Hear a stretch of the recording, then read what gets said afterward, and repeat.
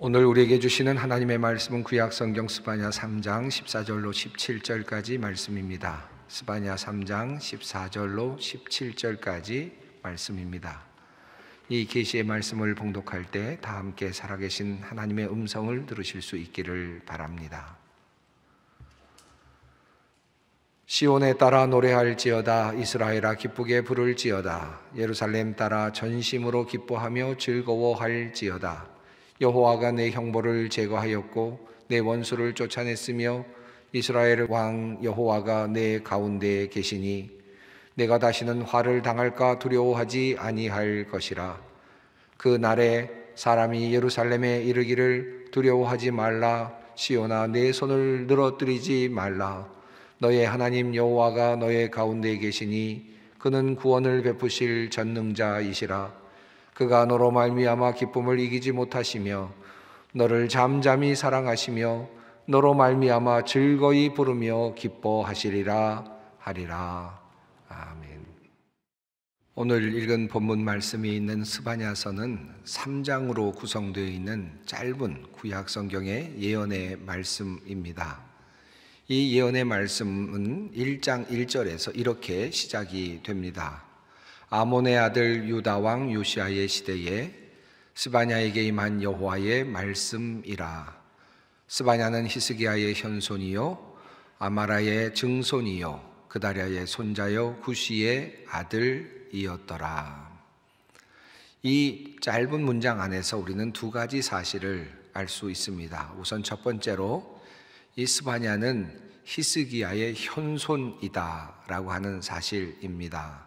또 한 가지는 요시야 시대에 그가 예언 활동을 했던 예언자이다라고 하는 사실입니다. 이 말씀이 선포되던 스바냐의 말씀이 선포되던 역사적 상황은 이렇습니다. 히스기야의 아들이었던 므낫세는 악한 왕이었습니다. 히스기야가 죽고 므낫세가 이제 정권을 잡고 이제 통치를 할 때에 므낫세의 폭정 아래서 백성들은 고통을 당했습니다. 또한 유대 민족은 심각한 종교적인 부패와 도덕적인 부패를 경험할 수밖에 없었습니다. 이 시대를 종교적인 혼합주의 시대라고 그렇게 많은 사람들이 명명하기도 합니다. 바알과 그리고 아세라상과 같은 그런 우상들을 예루살렘에 세우고 숭배하고 또한 이러한 우상 숭배와 더불어서 종교적 예식으로서 매춘 행위를 정당화하기도 했습니다. 이것이 예루살렘에서 이루어졌다라는 사실입니다. 심지어는 태양신을 섬기는 일을 비롯한 다양한 종교적 행위가 예루살렘 성에서 일어나고 있었습니다. 종교적인 부패가 진행되고 있었던 바로 그러한 상황이었습니다. 므낫세를 이은 왕 아몬 때에도 마찬가지였습니다. 이러한 상황들은 호전이 되지 않았습니다. 그러다가 아몬이 암살을 당하고 8살 난 요시야가 왕이 됩니다. 스바냐 1장 1절에 의하면 스바냐는 이 요시야 시대에 예언 활동을 했다고 했습니다. 이 요시야 왕은 여러분이 아시는 대로 대대적인 종교개혁을 한 그런 왕으로 알려져 있습니다. 대략 종교개혁의 시기가 주전 622년경으로 그렇게 알려져 있습니다. 아마도 이 스바냐는 요시야 왕이 종교개혁을 하기 전에 예언을 활동을 했었을 것으로 그렇게 추정이 됩니다. 그러니까 요시야의 종교개혁 배후에는 바로 스바냐의 예언 활동이 있었다라고 그렇게 이해해도 괜찮을 것 같습니다. 요시야의 종교개혁에 그 막대한 영향력을 끼친, 영향을 준 사람이 바로 스바냐의 활동이었다라고도 할 수 있겠습니다. 자, 오늘 이 3장 이 짧은 말씀 속에 있는 스바냐의 말씀, 그렇다면 하나님께서는 이 스바냐를 통하여서 이스라엘 민족에게 어떤 말씀을 하셨을까요? 스바냐를 통해서 전달된 하나님의 말씀은 1장 2절 속에 아주 간단하게 축약되어 나타나고 있습니다. 여호와께서 이르시되 내가 땅 위에서 모든 것을 진멸하리라. 하나님께서 스바냐에게 주신 첫 번째 명령, 첫 번째 말씀은 이스라엘을 향한 하나님의 뜻은 이스라엘을 진멸하시겠다라고 하는 바로 그러한 뜻이었습니다. 하나님의 심판의 의지는 보다도 분명하게 전달되고 있습니다. 그리고 그들이 왜 이런 심판을 받아야 되는지에 대하여 분명하게 말씀을 하고 있습니다. 스바냐서 1장 4절로 6절까지 말씀입니다. 내가 유다와 예루살렘의 모든 주민들 위에 손을 펴서 남아있는 바알을 그곳에서 멸절하며 그마림이란 이름과 및 그 제사장들을 아울러 멸절하며 또 지붕에서 하늘의 뭇별에게 경배하는 자들과 경배하며 여호와께 맹세하면서 말감을 가리켜 맹세하는 자들과 여호와를 배반하고 따르지 아니한 자들과 여호와를 찾지도 아니하며 구하지도 아니한 자들을 멸절하리라. 이 말씀 속에서 우리는 이스라엘 민족, 당시 이스라엘 민족들이, 유대 민족이 어떤 죄를 짓고 있었는지 어느 정도 알 수 있습니다. 그들은 바알을 섬기고 있었고, 그리고 그마림이라고 하는 신을 섬기고 있었으며, 별을 보며 경배하는 일을 하고 있었고, 말감을 가리켜 맹세하고 있었다고 성경은 말씀하고 있습니다. 여호와를 의지하지 않았다라고도 분명하게 말씀하고 있습니다. 이러한 백성들을 향하여서 하나님께서는 스바냐를 통하여 하나님의 심판이 이르렀음을 분명하게 선포하셨습니다.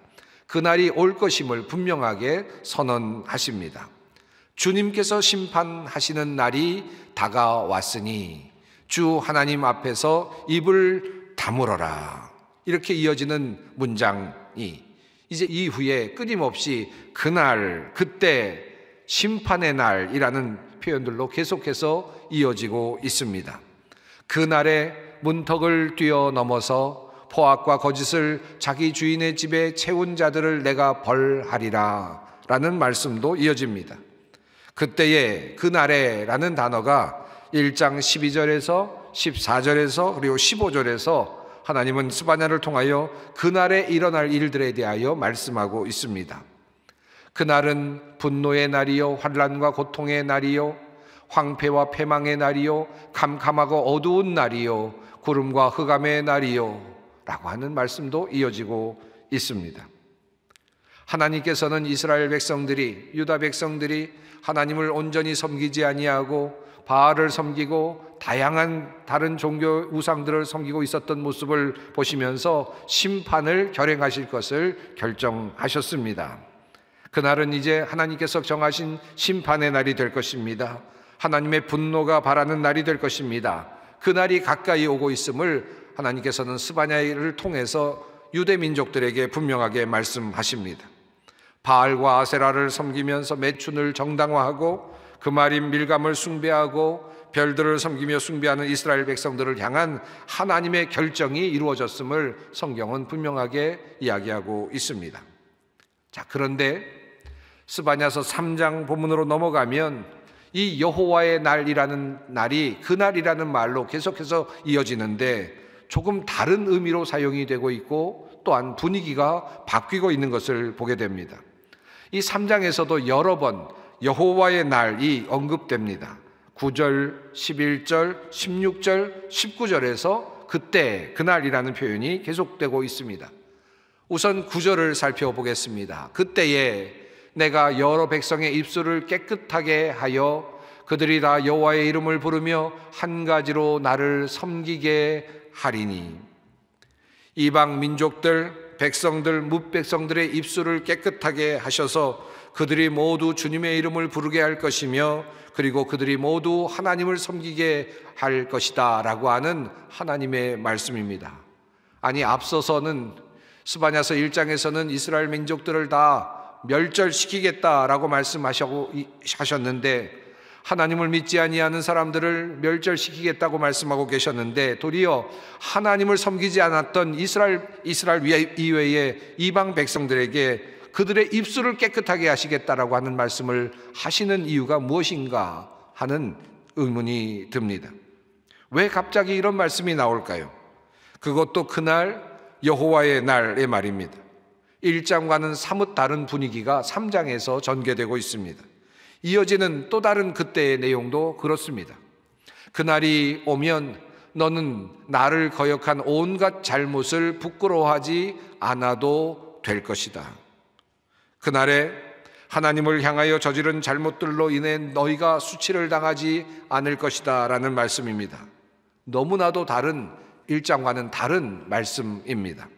도리어 스바냐는 3장에서 이제 너희가 노래하며 찬양하며 기뻐하라고 그렇게 말씀하고 있습니다.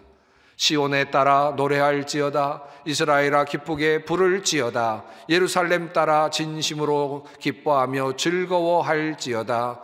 여호와께서 내 형벌을 제거하였고 내 원수를 쫓아냈으며 이스라엘 왕 여호와가 내 가운데 계시니 내가 다시는 화를 당할까 두려워하지 아니할 것이라. 도대체 어떻게 된 것입니까? 1장에서는 하나님께서 이스라엘을 전멸하시겠다, 모두 다 파멸시키시겠다, 심판하시겠다라고 말씀하셨는데 3장에 와서는 하나님께서 심판하신다는 말씀은 다 들어가 버렸고 도리어 너희가 수치를 당하지 아니할 것이다 라고 말씀하시며 도리어 너희는 찬양하라고 기쁘게 소리내어 부르라고 그렇게 이야기하고 계십니다. 하나님께서 여호와께서 너희의 형벌을 제거하셨다라고 그렇게 말씀하고 있습니다. 이어서 16절도 그렇습니다. 그날에 사람이 예루살렘에 이르기를 두려워하지 말라, 시온아 내 손을 늘어뜨리지 말라. 스바냐서 1장에서는 두려운 하나님의 심판이 묘사되었습니다. 그런데 스바냐서 3장에서는 두려워하지 말라, 내 손을 늘어뜨리지 말라, 희망의 메시지가 전파되고 있습니다.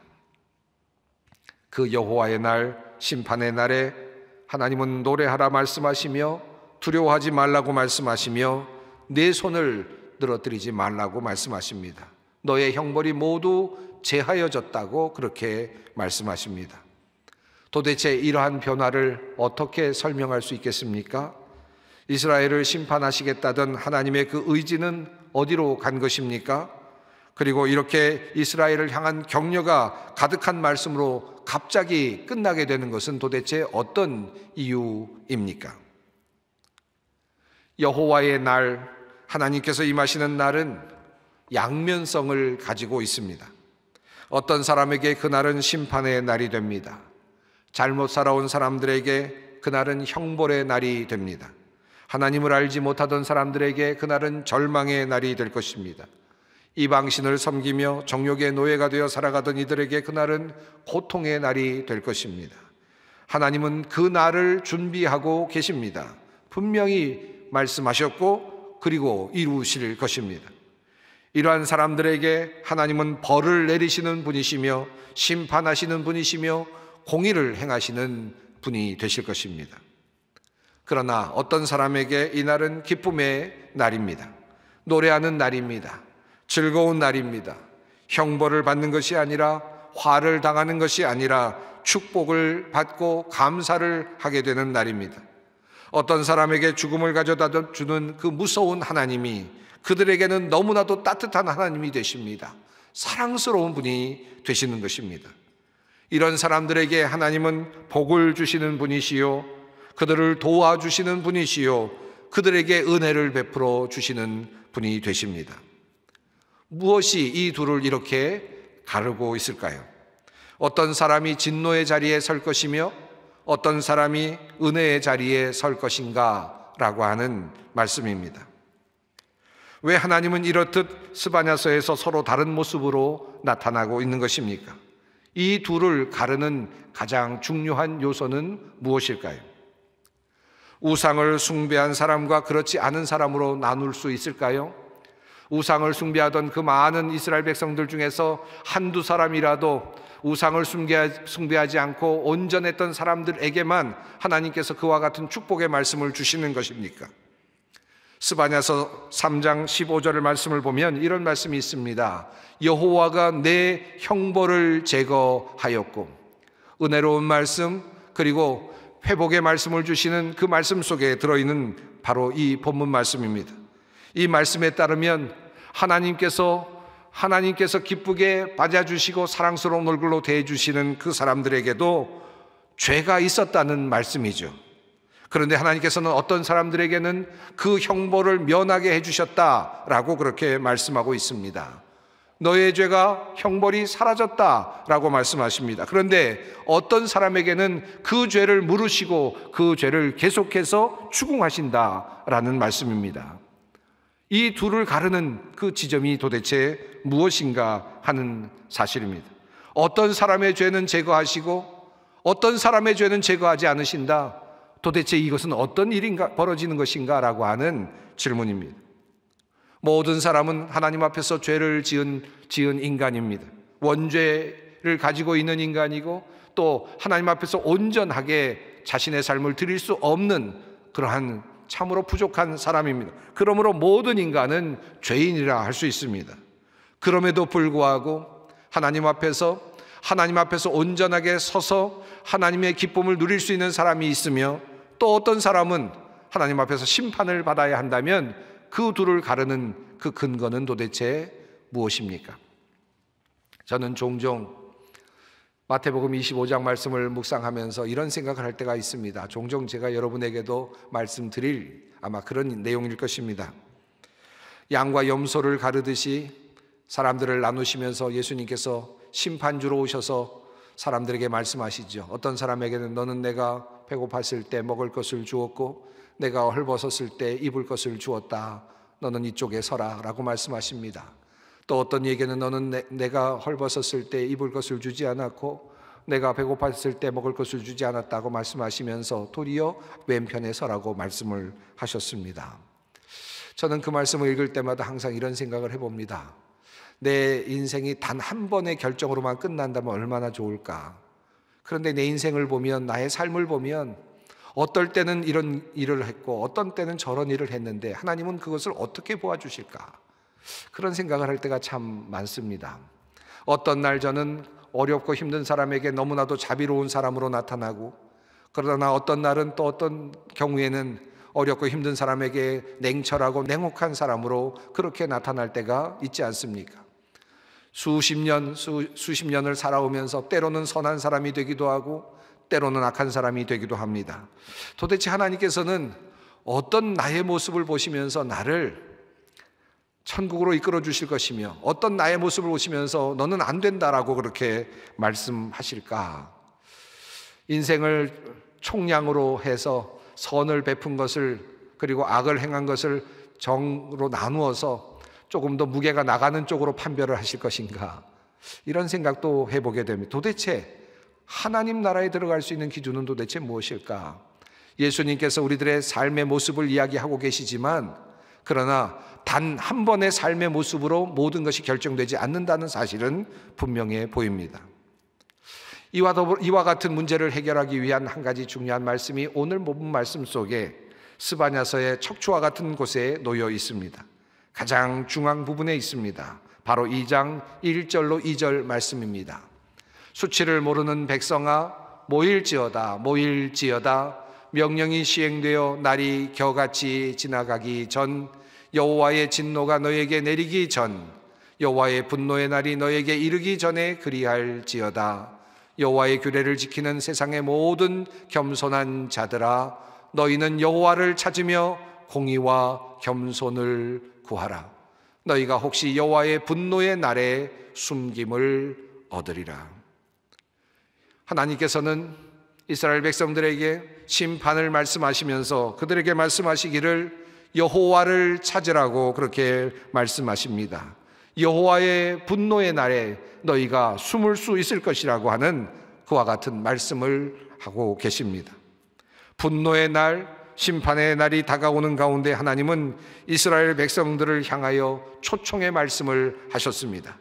그 날이 이르기 전에 여호와에게로 돌아오라, 여호와를 찾으라, 주께로 돌아오라는 말씀입니다. 주께로 돌아오는 자, 주님을 향하는 자들을 향하여 주님께서는 무엇인가 숨을 곳을 마련하여 주시겠다는 약속을 하고 계십니다. 도대체 이 숨을 곳은 도대체 어디에 있습니까?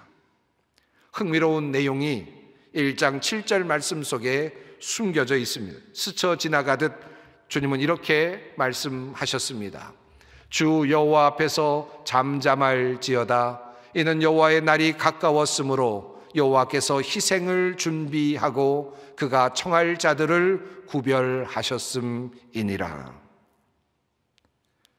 여호와께서 그날에, 여호와의 날에 희생을 준비하셨다. 그리고 청할 자들을 구별하셨다라고 하는 말씀입니다. 성경 말씀을 읽어가다 보면 이 말씀이 왜 이 자리에 있는지 궁금해질 때가 많습니다. 사실은 이 말씀이 이 자리에 있어야 할 부분이 아닌 것처럼 보입니다. 여호와께서, 하나님께서 말씀하시는 내용을, 이 말씀을 어떻게 해석할 것인가? 어떻게 해석할 수 있을까요? 우선 그냥 단순하게 해석한다면 성전에서 드리는 제물을 말씀하시는 내용으로 이해할 수도 있겠죠.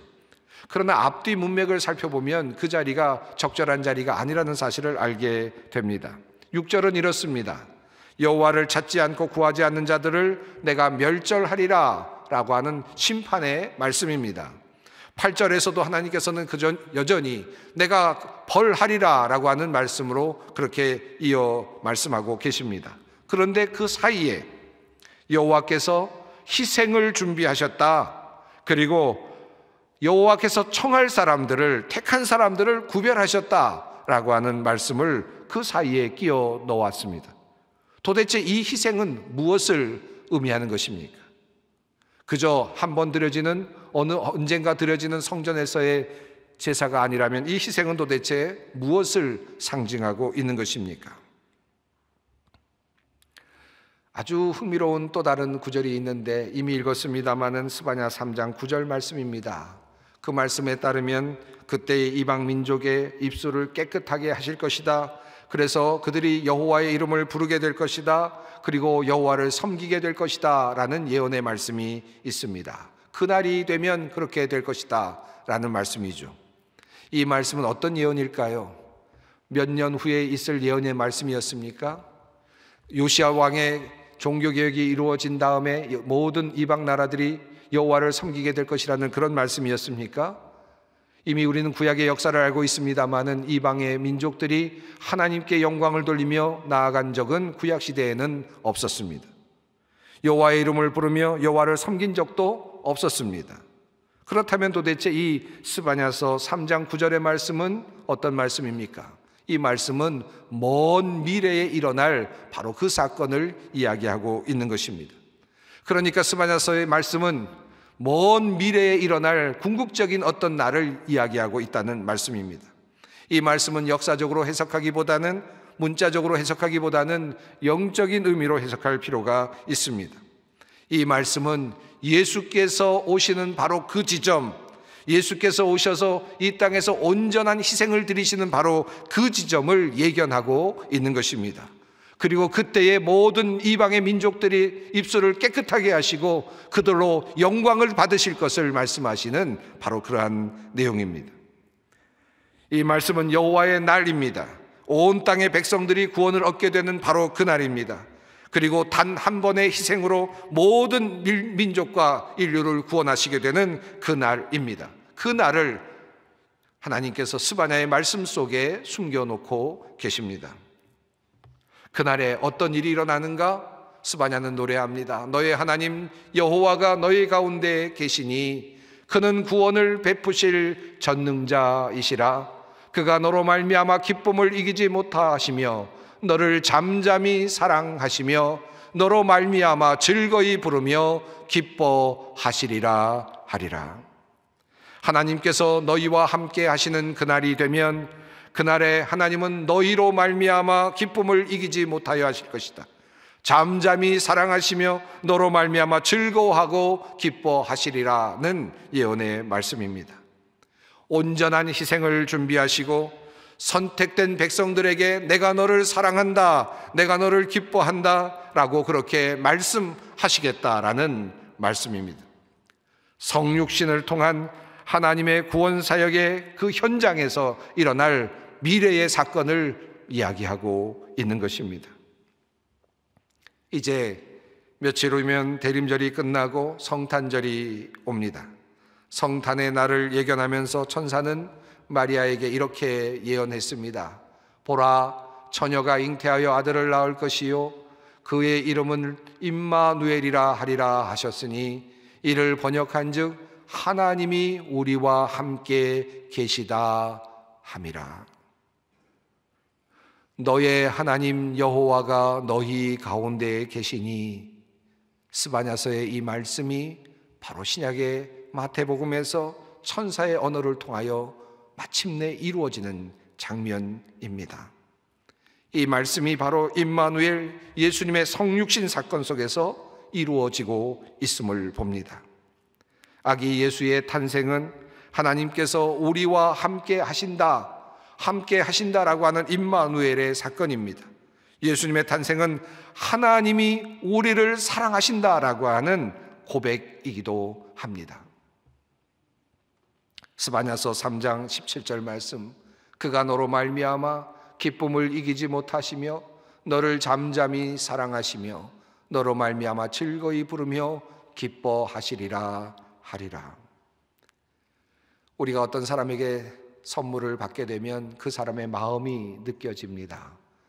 물론 큰 선물을 받을 때 부담이 될 수도 있겠죠. 그러나 어떤 선물을 받게 되면 그 사람의 사랑의 정도를 알 수 있죠. 하나님께서 인간을 향하여 선물을 보내주셨습니다. 그냥 선물이 아니라 금이 아니고 다이아몬드도 아니고 우리를 온전히 구원하시기 위하여 당신의 아들 예수 그리스도를 보내주셨습니다. 이 아기 예수의 모습 속에 하나님의 마음이 담겨 있습니다. 아기 예수의 그 표징 속에 하나님의 뜻이 담겨 있습니다. 내가 너를 얼마나 사랑하는지, 내가 얼마나 너를 아끼는지, 이것이 표징이다.